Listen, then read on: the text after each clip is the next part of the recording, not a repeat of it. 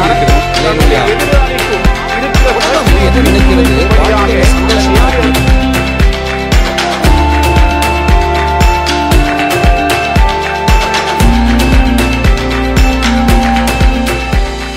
எல்லாருக்கும் இந்த நாளினுடைய அன்பின் வாழ்த்துக்கள். यीशु मसीह के नाम से सुबह समय में प्रेम की शुभकामनाएं। கர்த்தருடைய ஜெபத்தை குறித்து சிந்தித்துக் கொண்டிருக்கிறோம். प्रभु प्रार्थना के बारे में हम ध्यान कर रहे हैं। மத்தேயு 6வது அதிகாரம் मत्ती का 6वां अध्याय 9 to 13 வரைக்கும் சொல்லப்பட்டிருக்கிற கர்த்தருடைய ஜெபத்தை வைத்து தேவனுடைய சத்தியங்களை நம்ம தியானித்துக் கொண்டிருக்கிறோம். 9 से 13वां वचन को लेकर हम ध्यान करते हुए आते हैं। இந்த வசனங்களை ஒரு ஜன்னலை போல பயன்படுத்தி அதை திறந்து பார்க்குறோம். அதுக்கு பின்னாடி அவ்வளவு சத்தியங்கள் ஒவ்வொரு வசனங்களுக்கு பின்னாடி இருக்கு. इन वचनों को खिड़की जैसे इस्तेमाल करके खोलकर हम देखेंगे तो बहुत सारे बातें निकालता। அதில் 12வது வசனம், எங்கள் கடனாளிகளுக்கு நாங்கள் மன்னிக்கிறது போல எங்கள் கடன்களை எங்களுக்கு மன்னியும், அந்த வசனத்தை வச்சு யோசிச்சுட்டு இருக்கிறோம். उसमें 12वां वचन, जैसे हम अपने अपराधियों को क्षमा किया है वैसे ही तू भी हमारे अपराधों को क्षमा कर करके वचन को लेकर हम देख रहे हैं। தேவனுக்கு முன்பாக ஒவ்வொரு நாளும் ஏதோ விஷயத்தில் நான் கடன் பட்டுறேன், குறைவுள்ளவனாக இருக்கேன், ஒவ்வொரு நாளும் நான் அவரோடு ஒப்புரவாக வேண்டும். प्रभु के सामने में मैं कुछ ना कुछ बातों में कमी हुआ हूँ, इसलिए मैं उसके साथ मेल हो जाना है करके நம்ம கூட இருக்கிறவங்க, நம்ம கூட உடன் விசுவாசிகள், ஊழியர்கள், நம்ம ஊருக்காரங்க, சொந்தக்காரன், நான் வெளியே தெரியாதவன், பஸ்ஸில் போகிறவன், நம்மளை சுற்றி இருக்கிற ஜனங்கள், ஏதாவது நமக்கு இடையூறுகள் தொந்தரவுகள் வரும், அவங்கள நம்ம டெய்லி மன்னிச்சுக்கிட்டே இருக்கணும். हमारे चारों ओर रहने वाले, बस में जाते समय मिलने वाले रिश्तेदार लोग, इधर उधर करके जो भी लोगों को हम देखते हैं उनके द्वारा हमें जरूर दुख आएगा। 2 பேர் உட்கார்ற 3 பேர் உட்கார்ற சீட்டில் 2 பேர் ஓரத்தில் உட்காந்துருப்பாங்க, நம்மளை நடுவில் உட்கார சொல்லுவாங்க. 3 जन बैठने का सीट में 2 लोग बैठे रहेंगे, हमें बीच में बैठने के लिए बोलेंगे। முடிஞ்ச அளவுக்கு இடம் விட மாட்டாங்க. जितना हो सकता है जगह नहीं देंगे। முதல்ல அப்படியே டைட்டாக அப்படியே அமுக்கி அப்படி உள்ள உட்கார ட்ரை பண்ணணும். पहले थोड़ा बहुत अपने को दबा के बैठना पड़ता है, லைட்டாக இப்படி இப்படி திருப்பணும், दबा के इधर उधर देखना पड़ता है। கொஞ்சம் நகலுவாங்க, थोड़ा सा उन लोग हिलेंगे, அப்புறம் அப்படியே கையை அப்படியே உள்ளோட ட்ரை பண்ணணும். फिर उसके बाद हाथ को ऐसा करने के लिए कोशिश करेंगे। எரிச்சலாக இருக்கும் அவன் மேலே, थोड़ा जलन होता रहेगा। என்ன ஜெபம் பண்ணணும்? ஆண்டவரே கிட்ட உள்ளவரை நான் மன்னிக்கிறேன், என்னை நீங்கள் மன்னிச்சிங்களே. क्या प्रार्थना करना है? प्रभु इनको मैं क्षमा करता हूँ क्योंकि मुझे क्षमा किए हैं। இது வாழ்க்கையில் அன்றாடம் ஒவ்வொரு மணி நேரமும் தொடர்ந்து கொண்டே இருக்க வேண்டிய ஒரு முக்கியமான ஒரு விஷயம். ये प्रतिदिन जिंदगी में घंटा घंटा होने का एक घटना है। கிதியோனுடைய ஒரே பலன் என்ன? நான் உன்னை அனுப்புறேன், நான் உன் கூட இருக்கிறேன். அதுதான் கிதியோனுடைய பலன். गिदोन का एक ही बल ये है कि तुझे भेजने वाला मैं हूँ। கர்த்தர் நம்ம கூட இருக்கணும், அவ்வளோதான், வாழ்க்கை முடிஞ்சு, சக்சஸ் தான். प्रभु हमारे संग रहेगा तो हमारा जिंदगी जो है विजयी है। பழைய ஏற்பாட்டில் ஒரு வார்த்தை இருக்கு, கர்த்தர் உன் மத்தியிலே உலாவுகிறார், உன்கிட்ட உள்ள அருவருப்புகளை எடுத்துரு, இல்லாட்டா அவர் உன்னை விட்டு விலகி போயிடுவார்னு வசனங்கள் நம்ம எச்சரிக்கிறது. पुराना नियम में वचन ऐसा बताता है, यहोवा तेरे बीच में गुम रहा है इसलिए तेरा घृणा को हटा दे करके।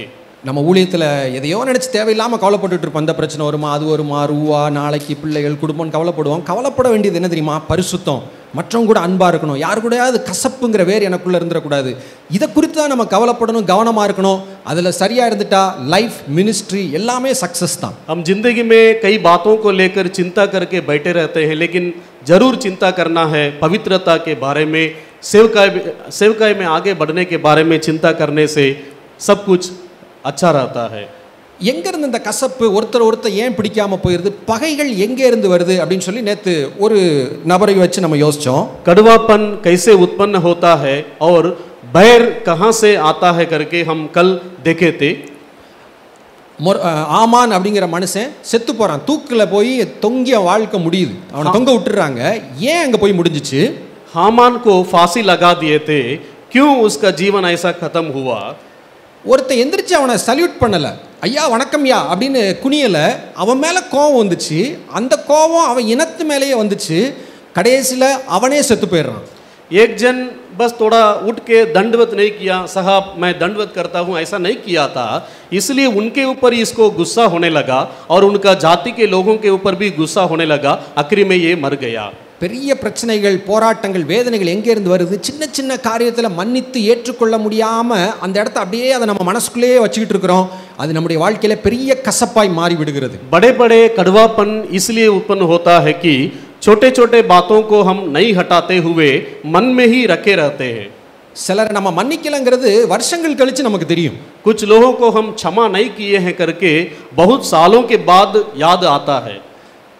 மலேசியாவுக்கு போயிட்டு வந்து ஒரு 4 வருஷம் ஆயிடுச்சு. அங்கே போயிட்டு வரும்போது ஒரு காஃபி, அங்கே உள்ள காஃபி எனக்கு ரொம்ப பிடிக்கும். ஒருத்தர் எனக்கு நிறைய வாங்கி கொடுத்தாரு, குடிச்சு காலி ஆயிடுச்சு. இப்போ मलेशिया में जब हम गए थे तो एक अच्छा कॉफ़ी मुझे मिला था, उसको बहुत उन्होंने प्रेम से दिए थे, उसको मैं पिया था.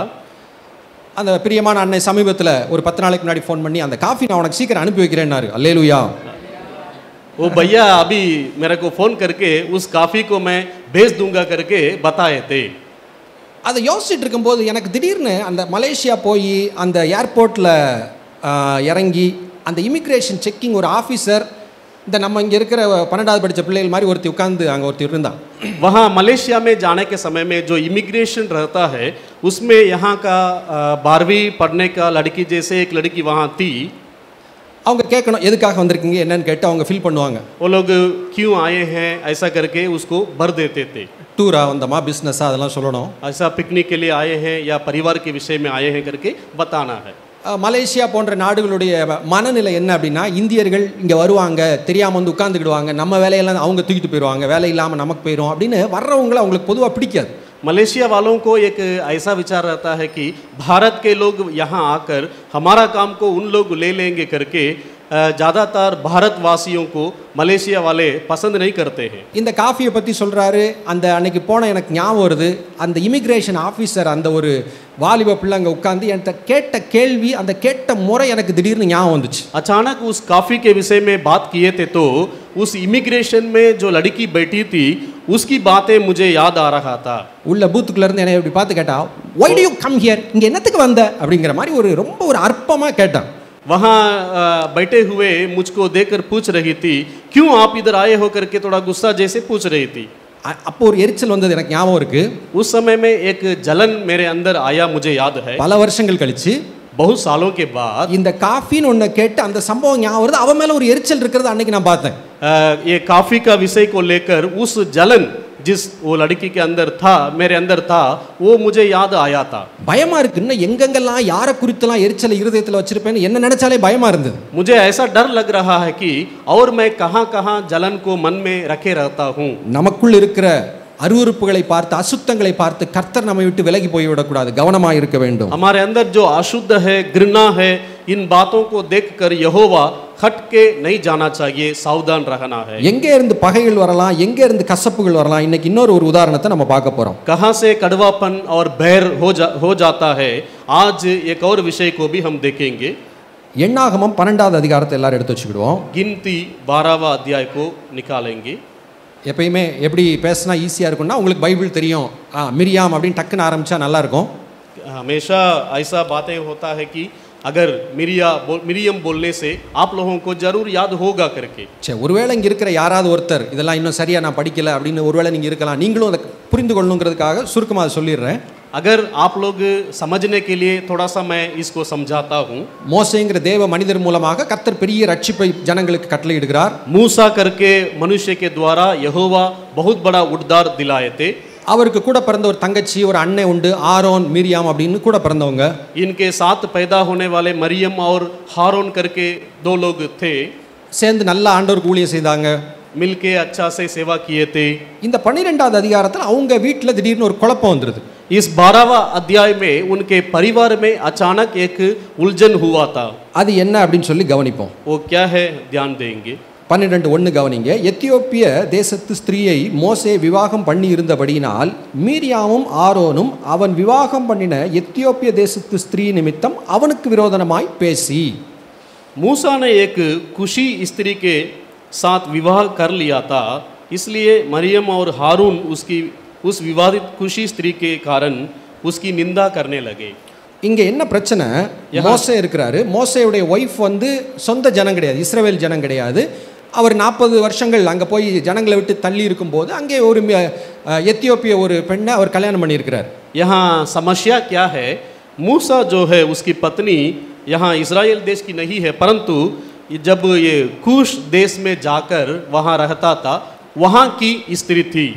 இங்கே அவர்களுக்கு விரோதமாய் பேசின்னு சொல்லி ஒரு பகை உருவாகிறத பார்க்குறோம். यहाँ उसके विरोध ये लोग बातें करने लगे तो बैर उत्पन्न हुआ। இங்கே என்ன பிரச்சனை அப்படின்னா ப்ராக்சிமிட்டி. இரண்டு அல்லது மூன்று நபர்கள் நெருக்கமாக இருக்கக்கூடிய இடத்துல உருவாகிற பகை. यहाँ समस्या ये है कि 2-3 लोग मिलकर रहने के समय में होने का कार्य है। அப்பா அம்மா பிள்ளைகள் அப்படிங்கிற ஒரு பெற்றோர் பிள்ளை அப்படிங்கிற ஒரு நெருக்கமான இடத்துல உருவாகிற பகை. माँ बाप बच्चे लोग मिलकर रहने के समय में होने का समस्या है। அண்ணன் தம்பி கூட பிறந்து ஒரே வீட்டில் வளர்ற இடத்துல வரக்கூடிய உருவாகிற பகைகள். साथ में पैदा होते हैं भाई भाई, उन लोगों के बीच में होने का समस्या है। அவர்கள் ஒரே மாம்சமாக இருப்பார்கள் அப்படின்னு சொன்னால் ரொம்ப ரொம்ப நெருக்கமான கர்த்தர் உருவாக்கிய உறவு கணவன் மனைவி என்கிற ரொம்ப நெருக்கமாக இருக்கக்கூடிய இருவருக்குள் உருவாகக்கூடிய பகை. वे दोनों एक ही तन होकर रहेंगे करके पति और पत्नी के विषय में प्रभु ने कहा था, उसके समस्या है। நீங்களும் நானும் ஃப்ரெண்ட்ஸ்னு வச்சுக்கிடுவோம். अगर सोचिए आप और हम दोस्त हैं, உங்கள் வீட்டுக்கு வந்தால் நீங்கள் மட்டன் பிரியாணி எனக்கு வைப்பீங்க. अगर आपके घर में मैं आऊँगा तो आप लोग मुझे मटन बिरयानी देंगे। நீங்கள் வந்தால் மீன் குழம்பு உங்களுக்கு வைப்பேன். आप लोग आएंगे तो मैं मछली का सब्जी बना के दूंगा। உங்கள் வீட்டில் ஒரு கல்யாணம்னா வந்து உங்களுக்கு நான் சொந்த தம்பி மாதிரி கூட இருப்பேன். आपके घर में अगर शादी होता तो मैं आपका खुद का भाई जैसे हो जाऊंगा। தள்ளி இருந்து நெருக்கமாக இருக்கிறத போல ஃபீல் பண்ணுறது ஈஸி. दूर में रहते हुए नज़दीक में रहने जैसे महसूस करना आसान है। நம்ம ரொம்ப நெருக்கம், நம்ம ரொம்ப அண்டர்ஸ்டாண்டிங்காக இருக்கோம் அப்படின்னு நம்ம நினச்சிக்கிடுவோம். हम बहुत करीब में है करके हम समझते हैं, ஆனால் நம்ம நெருங்கி கிட்ட வர வர लेकिन हम करीब में आते आते நம்ம பார்த்தோம், எங்களுக்கு கடன் பட்டவர்களை நாங்கள் மன்னிக்கிறோம், எங்கள் கடன்களை மன்னியும். நம்மளும் குறை உள்ளவங்க, சுற்றி உள்ளவங்களுக்கு குறை உள்ளவங்க, கிட்ட வர நிறைய குறைகள் தெரிய ஆரம்பிக்கும். हम देखे थे हम भी निर्बल है, हमारे चारों ओर के लोग भी निर्बल है, तो हम किसी भी व्यक्ति के साथ करीब आते आते उनका गलत हमें पता चलेगा। அப்போ இந்த எண்ணாகும் 12:1 என்ன பார்க்குறோம், என்ன சொல்ல வரேன் அப்படின்னு சொன்னால், நம்ம எங்கெல்லாம் மற்றவர்களோடு நெருங்கி இருக்கிறோமோ, குடும்பமாக இருக்கட்டும், மனைவி பிள்ளைகளாக இருக்கட்டும், அண்ணன் தம்பியாக இருக்கட்டும், நெருங்கின உறவினர்களாக இருக்கட்டும், பக்கத்து வீட்டுக்காரங்களாக இருக்கட்டும், அல்லது இப்படி ஒரு இடத்துல வந்து தங்கி இருக்கிறோம், டார்மெட்டரியில் தங்கி இருக்கிறோம், நமக்கு தெரியாத நபர்கள் நம்ம கிட்ட நம்ம ரூமில் இருக்கிறாங்க, நம்ம அவங்க கூட சாப்பிட்றோம், ஊழியத்தில் ஒன்றா போகிறோம். இந்த மாதிரி இடங்களில் ஒருவர் நெருங்கி இருக்கும்போது மற்றவருடைய ஏதோ ஒரு குறை நமக்கு பிடிக்காமல் போய் அது பகையாய் மாறிவிடுகிறது. हम अपने परिवार में मिलकर रहते हैं और रहने का जगह में एक दूसरे के साथ मिल के रहते हैं। ऐसा जब हम मिलकर रहते हैं तो उस समय में उनकी कमी गड्डी हमें पता चल जाता है। சரி, இங்கே மிரியாம் மோசையுடைய சகோதரி இருக்கிறாங்க, இன்னொரு பக்கம் எத்தியோப்பிய அண்ணி இருக்காங்க. இவங்க 2 பேருக்குள்ளே என்ன பிரச்சனை வந்திருக்கும்? கூடாரம் போட்டிருக்கிறாங்க. மோசே ஃபேமிலி ஒரு கூடாரத்தில், பக்கத்தில் ஆரோன் மீரியாம் இவங்கெல்லாம் கூடாரத்தில் இருக்கிறாங்க. அடிக்கடி மதினி இவங்கெல்லாம் பார்த்து பேசியிருப்பாங்க, சேர்ந்துருந்துருப்பாங்க. வேறு என்ன விஷயத்தில் பிடிக்காமல் போயிருக்கும்? ये लोग तंबू बना कर रहते थे। मूसा के लिए एक तंबू और हारून के लिए एक तंबू, उसमें रहते थे। क्या समस्या हुआ होगा? ஏதோ பார்த்து என்ன வந்துடுது, ஒரு பிடிக்காமல் போயிடுது. ऐसे ही छोटे छोटे बातों को देख कर इनको पसंद नहीं होता था। அப்போ 12:1 இருக்கு, அவனுக்கு விரோதமாய் பேசி என்ன சொல்லியிருக்கணும்? எத்தியோப்பிய மதினி இப்படி சரியில்லைன்னு சொல்லியிருக்கணும். इन लोग क्या बोलना चाहिए था? पहला वचन के अनुसार कुशी स्त्री के विरोध बात कर वो ठीक नहीं है करके बोलना चाहिए था। ஆனால் எத்தியோப்பிய ஸ்திரீ நிமித்தம் என்ன பேசுகிறாங்க பாருங்க. 2வது வசனத்தில், கர்த்தர் மோசையை கொண்டு மாத்திரம் பேசினாரோ, எங்களை கொண்டும் அவர் பேசினதில்லையோ என்றார்கள். கர்த்தர் அதை கேட்டார். लेकिन ये लोग क्या बोलने लगे कुशी स्त्री के कारण? क्या यहोवा ने केवल मूसा के द्वारा ही बातें की है? क्या हमारे द्वारा बात नहीं की है? கசப்பு பகைன்னு வர ஆரம்பிச்சிட்டா பிளாபர் பண்ண ஆரம்பிச்சிடும், வளர ஆரம்பிச்சிடும். जब कड़वापन और हमारे मन में बैर उत्पन्न होता है तो हम कुछ ना कुछ बोलते रहते हैं। ஊழியம் செய்கிறோம், நிறைய பைபிள் படிக்கிறோம்னா பைபிள் வசனங்களாக வளருவோம். अगर हम सेवा करते हैं तो जब झगड़ा होता है तो पूरा वचन को ही लेके हम क्या करेंगे, बोलते रहेंगे। ஒரு கிறிஸ்தவன் பெரிய பாவம் செஞ்சாலும் அவன் முன்னாடி இருந்த ஆவிக்குரிய வாழ்க்கை அவனுக்குள்ள ஒரு தாக்கத்தை பின்னாட்களில் கொடுத்துக்கிட்டே இருக்கும். अगर एक मसीह व्यक्ति पाप करेगा तो उसका पिछले दिनों का जिंदगी अभी आगे का दिन में प्रभाव जरूर करेगा। பத்சேபாள் இடத்துல தாவீது தவறு செய்த போது நாத்தான் வந்து ஒரு கதை சொல்றாரு. ஒருத்தன் வந்து இவன் ஆடை திருடிட்டான்னு சொன்ன உடனேயும் தாவீது சொல்றாரு அவன் நாலத்தனையா கொடுக்கணும் அப்படின்னு ஒன்று சொல்லுவார். बत्शेबा के साथ जब दाऊद ने व्यभिचार करने लगा तो नातान भविष्य वक्ता आकर समझा रहा है, कहानी के द्वारा उस बकरा को जो मारा था उसको चौगुना लौटाना पड़ेगा करके बता रहा था. விபச்சார வாழ்க்கையில மனம் திரும்பாம இருக்கிறது உண்மைதான். ஆனா படிச்ச மனப்பாட வசனங்கள்லாம் தாவீதுக்குள்ள இருக்கு. லேவிய ராகமத்துல இருக்கு. நீ திருடினேன்னா நாலத்தனையா கொடுக்கணும், அந்த மாதிரி வசனங்கள்லாம் இருக்கு. அதெல்லாம் நேரம் வெளியே வரதான் செய்யுது. व्यभिचार से जरूर वो गिर गया था, लेकिन पिछले दिनों में जो कुछ भी नियम वचन पढ़ा था वो सब उनके मन में याद जरूर था. குடும்ப உறவுகள் என்கிற ஒரு பிரச்சனையில் எதையோ சொல்ல தோணுது. ஒரு பொறாமை வந்துடுது, பேச்சு வேற மாதிரி மாறிடுது, வார்த்தைனால பாவங்கள் பெருக ஆரம்பிச்சிருது அந்த இடத்துல. परिवार का रिश्ता बना के रखने में समस्या ऐसा हो जाता है कि हम बातों को कहीं ना कहीं से जोड़ देते हैं. ரெண்டாவது வசனத்தில் பின்பகுதியில் கர்த்தர் அதை கேட்டார்ன்னு இருக்கு. दूसरा वचन में लिखा है उनकी यह बात यहोवा ने सुनी. ஒருவேளை நம்ம எல்லா ரூம்லையும் கர்த்தர் அதை கேட்டார் எண்ணாகமம் 12:2 நம்ம தங்குற இடத்துல எல்லாம் போட்டால் நல்லா இருக்கும்னு நினைக்கிறேன். अगर हम जहाँ जहाँ कमरा में रहते हैं वहाँ ऐसा हम लिख सकते हैं कि यहोवा सुना है. நம்ம என்னெல்லாம் பேசுகிறோமோ கர்த்தர் கேட்டுக்கிட்டே இருக்கிறார். हम जो भी बातें करते हैं तो यहोवा सुनते. யூடியூப்பில் ப்ரௌசரில் போய் எதையோ ஒன்று பார்த்துட்டு ஹிஸ்ட்ரின்னு ஒன்று இருக்கும், அதை அழிக்கலாம். यूट्यूब में जाकर हम कुछ भी को देखते हैं उसमें हिस्ट्री करके एक रहता है, उसको हम मिटाना चाहिए. இந்த ஹிஸ்ட்ரி அழிக்க முடியுமா? ये हिस्ट्री को मिटा सकते हैं क्या? வாய்ப்பே கிடையாது. मौका ही नहीं. எல்லாம் புஸ்தகத்தில் எழுதப்பட்டிருக்குன்னு பைபிளில் இருக்கு. सब कुछ पुस्तक में लिखा गया है करके लिखा है. சும்மா அப்படி வாய் தவறி பேசின வார்த்தைகள் இதுக்கெல்லாம் நியாய தீர்ப்பில் கணக்கு கேட்கப்படும்னு இருக்கு. ऐसा हम मुंह खोल के जो बातें करने लगते हैं इसके विषय में भी न्याय के दिन में पूछा जाएगा. நம்ம நாக்குக்காக டெய்லி ஜெபம் பண்ணணும். हम अपने जीभ के लिए रोज प्रार्थना करना चाहिए. தாவீது ஜெபம் பண்றாரு, என் வாய்க்கு காவல் வையும்ங்கறார். செக்யூரிட்டி போட்டுருங்க ஆண்டவரே என் வாய்க்கு அப்படிங்கறார். दाऊद ने ऐसा प्रार्थना करता है, मेरा मुंह के लिए रखवाला रखिए. நம்ம கேட்ல செக்யூரிட்டி இதெல்லாம் சொல்லுவோம், பார்த்துருக்கணும், உள்ளே யாரும் வந்துடக்கூடாது. அது மாதிரி நம்ம வாய்க்குள்ள இருந்து எது வெளியே போயிடக்கூடாதுன்னு ஒரு செக்யூரிட்டி 24 hours அங்கே இருக்கணும்.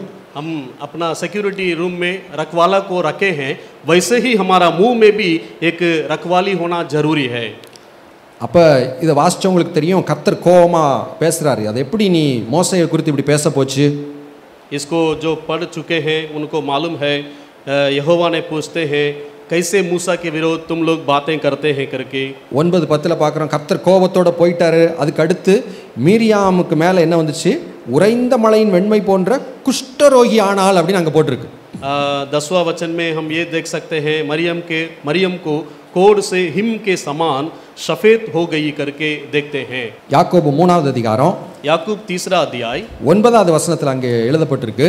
उसका 9वां वचन में लिखा हुआ है, அந்த நாக்கை வச்சு அதனாலே நாம் பிதாவாகிய தேவனை துதிக்கிறோம். इसी से हम प्रभु को स्तुति करते हैं. தேவனுடைய சாயலின்படி உண்டாக்கப்பட்ட மனுஷரை அதனால் சபிக்கிறோம். इसी से मनुष्यों को भी जो परमेश्वर के स्वरूप से उत्पन्न हुए हैं शाप देते हैं. யாரை வைவோம்? ஒரு மோசமானவனை, நமக்கு பிடிக்காதவன், சரியில்லாதவனை தான் நம்ம திட்டுவோம், அப்படிதானே? हम किसको गाली गोज देते हैं? जिसको हम पसंद नहीं करते हैं, जिसको हम नहीं चाहते हैं, उनको गाली गोज देते हैं. அவன் பெரிய பாவியா இருக்கட்டும், அயோக்கியனா இருக்கட்டும், ஆனால் அவனை குறித்து தேவன் கொடுக்கிற சாட்சி என்ன?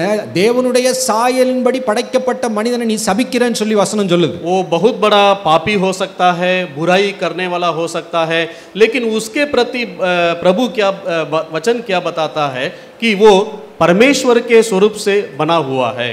நம்ம இன்னொரு நபரை இவன் இந்த ஜாதி, இந்த ஊருக்காரன், இந்த மொழிக்காரன் அப்படின்னு சொல்லி யாரையா நம்ம அற்பமா மனசுல நினைச்சோம்னா அந்த நினைக்கிற ஒவ்வொரு நினைவுகளும் தேவனுக்கு முன்பாக ஒரு பாவமாக மாறுகிறது. हम किसी भी व्यक्ति को देखकर ये वो गांव का है, वो जाति का है करके सोच के हम उसको तुच्छ मानेंगे तो प्रभु के नजर में वो एक एक पाप बन जाता है. ஒன்னே ஒன்று செய்யலாம். பைபிளை படித்து இந்த சத்தியத்தை தெரிஞ்சுக்கிறேன். என் இருதயத்தில் அப்படிப்பட்ட உணர்வுகள், தவறான எண்ணங்கள் இருந்தால் நான் என்னை மாற்றிக்கணும். एक कर सकते हैं, बाइबल को पढ़कर इसके विषय में मेरा हृदय होना चाहिए करके हम कर सकते हैं. ஒருவேளை இந்த செய்தியை கேட்குற உங்க ஹார்ட்ல இப்படிப்பட்ட ஜாதி உணர்வுகள் விதைக்கப்பட்டு யாரையோ நீங்க அற்பமா நினைக்கிற ஒரு நபரா இருந்தா நீங்க இன்னைக்கு மனம் திரும்பிட்டீங்கன்னா பரலோகம் உங்களை குறித்து மகிழ போகிறது. अगर आपके अंदर में ऐसा किसी को देखकर जाति के वजह से उनको आप घृणा करते हैं, तो आप अगर मन फिरेंगे, आपके वजह से स्वर्ग राज्य खुशी होगा। மிஷனரி ஊழியத்தை செய்ய போகிறோம், இந்த அடிப்படை இருந்தால் தான் நம்முடைய எல்லா ஜாதி கோத்திரம் அப்படிங்கிற அந்த ஒரு தேவ சாயலில் படைக்கப்பட்ட மனிதர்களை சந்திக்க போகிறோம் அப்படிங்கிற உணர்வு இருந்தால் தான் நம்ம இந்த ஊழியத்தை செய்ய முடியும். मिशनरी सेवकाई में हम आए हुए हैं और यही मूल है कि हर इंसान परमेश्वर के स्वरूप से बना हुआ है करके जानना। ஜாதிகள்னு எடுத்துட்டா உயர்ந்த ஜாதி அப்படின்னு ஒருத்தர் தன்னை நினச்சிக்கலாம். जाति बोलने से एक व्यक्ति अपने को ऊंचा जाति करके सोच सकता। யாரையோ பார்த்து கீழே அப்படின்னு சொல்லி கீழே உள்ள நபரை அற்பமாக நினைக்கலாம், அது ஒரு பாவம். किसी को देखकर ये तो नीचा जाति का है करके सोचेगा तो वो एक पाप है। சமுதாயத்தில் சில ஜாதிகள் கீழே அப்படின்னு நினச்சிக்கிறாங்க சொல்லி கவர்மெண்ட் கூட அப்படி வச்சிருக்கு. समाज में कुछ जाति के लोग नीचे हैं करके रखे गए हैं और शासन भी उसके अनुसार चलता है। ஒருவேளை அந்த பட்டியலில் இருக்கிற ஒரு நபராய் நீங்கள் யாராவது இருப்பீங்கன்னு சொன்னால் அதை குறித்து நினச்சி தாழ்வு மனப்பான்மை வந்து அது ஒரு பாவம். अगर उस जाति के अंदर में आप भी एक है तो उसको सोचकर आप अपने को नीचा मत करिए, अगर करेंगे तो वो भी एक पाप है।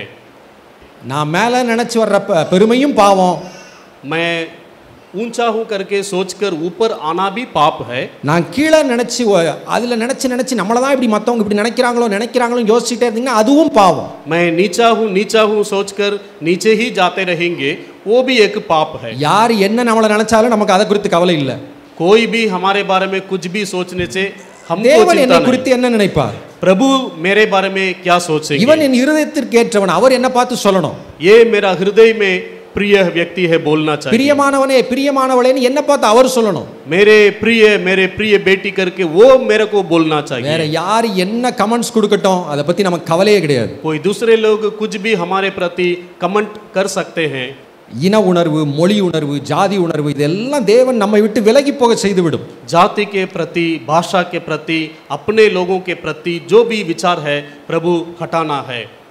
எத்தியோப்பிய ஸ்திரீ நிமித்தம் அவர் மோசேவுக்கு விரோதமாய் பேசி कुशी देश के स्त्री के वजह से मूसा के विरोध बात किए थे। குஷ்டம் என்று தேவனுக்கு முன்பாக கொடிய பாவமாக அங்கே அது பார்க்கப்பட்டதை நம்ம பார்க்கிறோம். कोढ़ बीमारी होकर बहुत उनका स्थिति खराब हुआ करके देखे थे।